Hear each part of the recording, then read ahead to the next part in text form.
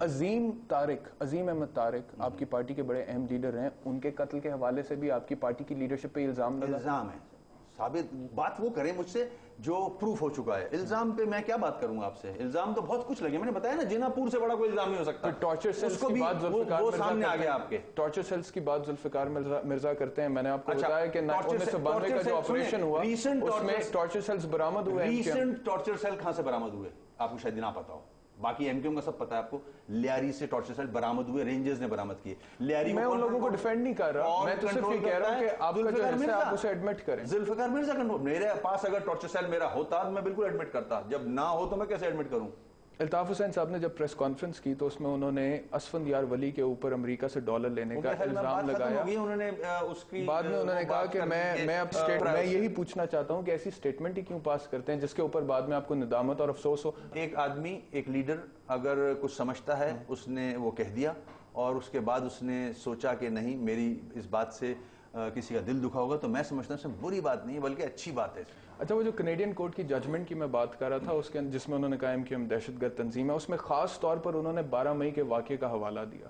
وکی leaks بھی کہتی ہے کہ فاروق ستار صاحب نے ایڈمٹ کیا کہ ہماری انوالومنٹ 12 مئی کے حوالے سے. کبھی ایڈمٹ نہیں کیا. وکی لیکس کہتی ہے. وکی لیکس کو مان کون رہا ہے؟ ہم تو نہیں مان رہے. فاروق ستار صاحب اس کے بعد پریس کانفرنس کرتے ہیں. یہ بھی بتائیں نا کوئی ایسی چیز ہے جسے آپ مانتے ہیں؟ ہاں بات کریں. کس کو مانتے ہیں؟ جو ثابت ہو جائے اس کو مانتا ہوں میں.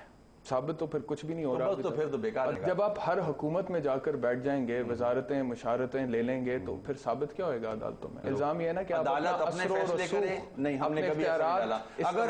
اگر اثر ڈالا ہوتا تو این آر او کے مقدمے ہم کلیئر کرا لیتے. ہم نے نہیں کرایا. ایک دفعہ تو کرا لیے تھے. نہیں، وہ تو آٹومیٹکلی ہوئے، ہماری وہ نہیں تھی، حکومت نے کیے تھے وہ. مگر جب آپ نے دیکھا public sentiment N R O کے خلاف ہے تو پھر آپ نے اس کے خلاف بیان دے دیا. این آر او کے we are the only one. میں فیس کرتا آ رہا ہوں مقدمے عدالتوں میں، میرے بری ہوتا آ رہا ہوں میں عدالت تو آج بھی کوئی مقدمہ ہوگا تو عدالت کو فیس کروں گا میں.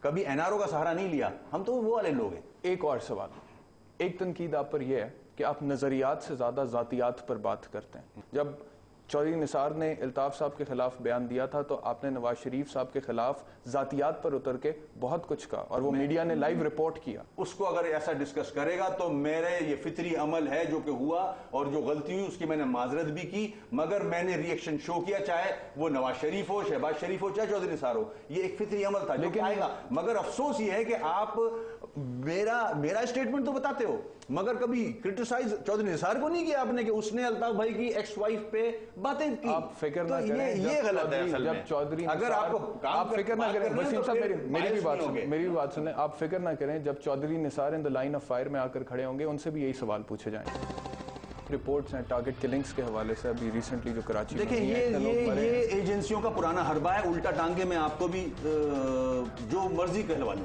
آپ کی پارٹی کی جو قیادت ہے وہ آپ کے کارکن کو تحفظ دینے میں ناکام ہے. دیکھیں، تحفظ دینے کا طریقہ ہوتا ہے.